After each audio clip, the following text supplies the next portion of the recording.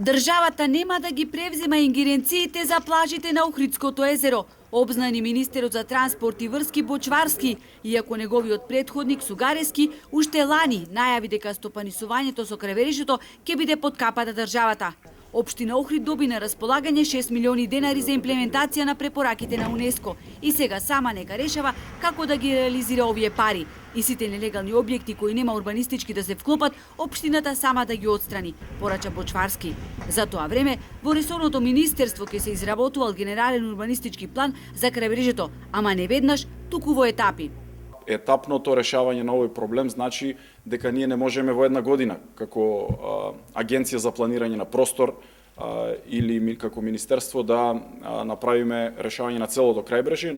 Владата долго тактизираше со одземање на ингеренциите врз плажите, под изговор дека најпрвин требало да се донесат законски измени, кои долго беа во собраниска процедура, а всушност се чекало да завршат изборите во 2019-та, за потоа прашањето со плажите да се стави во втор план.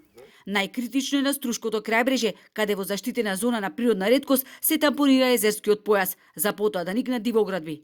Бочварски не размислува за одземање на ингеренциите на струшкиот градоначалник Мерко, оти не сакал повторно да се врши централизација на државата.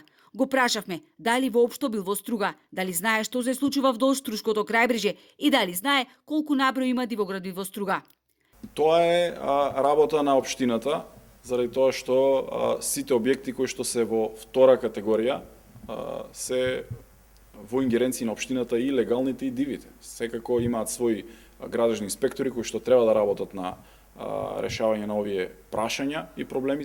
И додека во Струга не е срушена ниту една дивоградба, во Охрид по неуспешните обиди за рушење на дивоградбите, кога помпесно најавените акции во 2 наврати се сведуваа само на неколку до пола одстранети платформи во езерото и бесправно изградени објекти на неколку плажи, општината најавува нова акција.